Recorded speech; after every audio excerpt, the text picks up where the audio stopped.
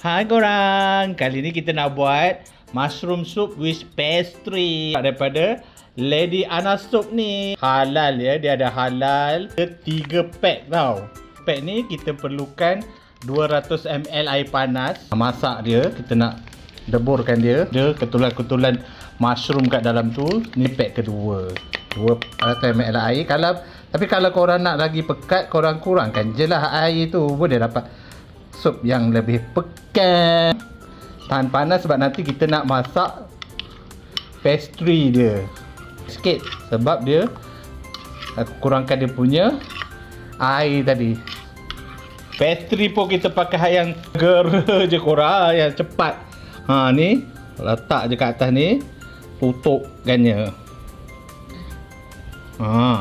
Pakai yang segera, senang je korang. Tak payah dah nak uli-uli lah, nak letak yeast lah, nak sukat-sukat, nanti kan tak jadi, tak kembang lah pastry korang kan. Bukan kuning telur. Tak apa, nanti dia kembang ni bila dah masuk kan dekat dalam oven ataupun air fryer. Kita masak dia untuk pastry tu nampak keperang-perang dengan kemasan. Dah boleh keluarkan dah sebab mushroom soup tu dah siap masak kan. So boleh je nak gunakan oven ataupun air fryer, sama je.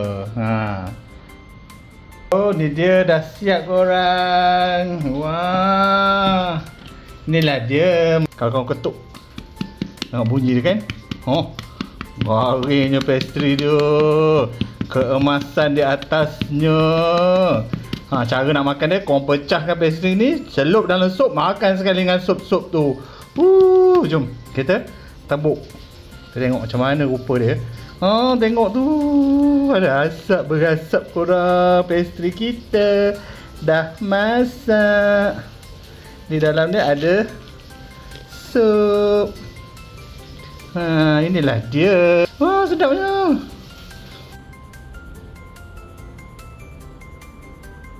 Cara makan dia, makan panas-panas lah, baru sedap.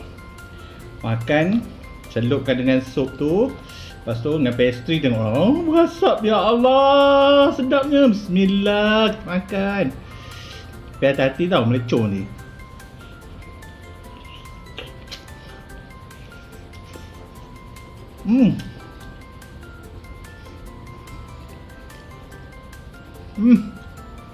Ya Allah, memang enak sangat korang dengan sup dia yang pekat. Dengan pastry dia.